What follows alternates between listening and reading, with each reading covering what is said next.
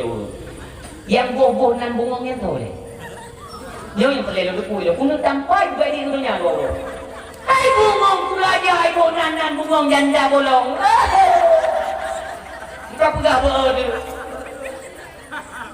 Anak kakak yang boboh benangnya. Yang nak dapat le naik posting awaknya di media sosial, nampak tu janda dah. Alah memang tu. Alah. Janda sering mengumbar-ngumbar nafsu lain. Bahaya janda-janda tu luar biasa.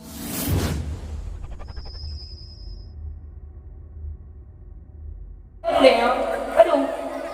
Ini bukan ni. Kan ayahnya, ni orang nak lagi lah.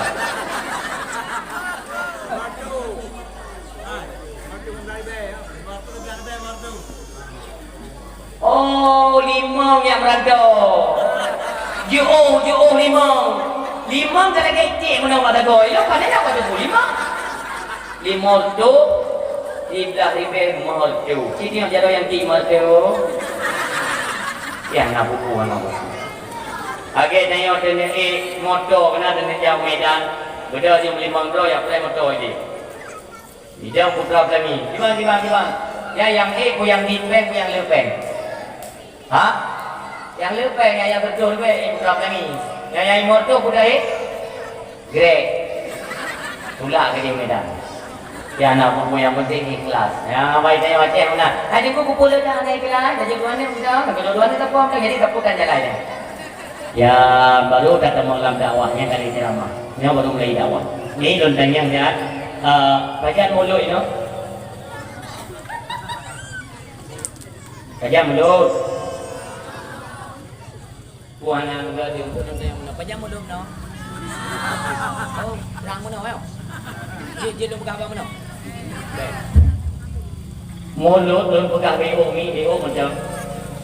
Buatnya pegang kawi mulut, yang kebiasaan kita orang Aceh kan cok, pasal orang merantang minta aku merasa menyana kayak apa sebab dayaknya, kacau bungkul rantang minta sebab dayak. Ini kena wajah kagak.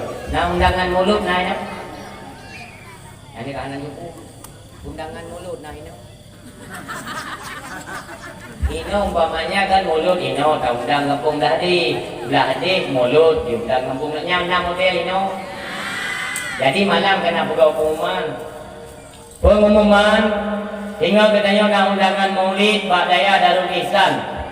Jadi bawai baju berpegang wali karena masalah ampun dakunya je telah. Bawai baju. Yang Pak Daya mio pun nak payah ajak hari ni. Yang ampun kena ajak bawai. Jadi dia kenyan kena pegang. Wate tu kebiasaan di Aceh. Pakai lu pegangnya karena nanti wate maulid akan datang jitaru panitia maulidnya di ngabupan. Jadi ukurnya kaji diterapkan di tengah-tengah kegiatan katanya yang tak adakan maulid. Umpamanya kita ruh dalam panitia maulid. Oh wate kata ulun undangan kan dua umpanya menandu. Di tengah-tengah di antara dua buah mukanya liung dia rantang pulangnya liung makanya itu. Gekun le panitia. Iban kasiap kamu Bismillah. Di antaranya rupanya naruh dako ni. Dako kita ni utlamkan le dengan pengumuman, kebuka pengumuman nanti permohon dalam dia tu. Le dengan pengumuman tiga. Kebuka pengumuman lah tu permohon ke. Pada mai. Nak tengok pengumuman ni. Aina kan undangan mulut. Yang ke long ya agam kamu nak undangan mulut bawa le tengok. Jadi kerana nak makan tengok. Kakak, kuku ada ini tau. Malam kau terancang ini kan untuk cok bu mulut kuar mo. Tengok bengah watak kena jak bak mulut. Orang lain kantong ibarat kan nyampang bang. Cuba nyampang apa betul lah dengan kantong. Dak ni. Watak kita le tunggu silakan tunggu bismillah. Kalau buka rentang buka makanan yang menu. Orang lain dandang ke raja lo. Tiga yang ke. Hop. Mandung gampang tu. Orang lain saya ni cok anak pucuk le ke gampang ya. Kena orang punya. Hai bu mulut. Memang bu mulut bu punya ramah ke dalam tu. Kalau tak pajak punya. Karena daripada habis dia anak meja tu pun cok ni nak mumpang tu. Nya ulun yang modelnya, nya kena pegang ulun yang modelnya, nyan nan gak nyan pancuri mulut. Yang main ada ini nak pegatin yang mengenai bagi ubah ukur beli cucu bu mulut kau. Oh yang depan yang katanya, yang kandurikan katanya. Yang kedua, waktu kalian buka hidang pertama, bagi kebiasaan di Aceh ya. Aceh ke mulut, yang ibu pun ke pejabat. Undang pejabat kecamatan, pejabat kabupaten, undang petiawa raya-raya ya.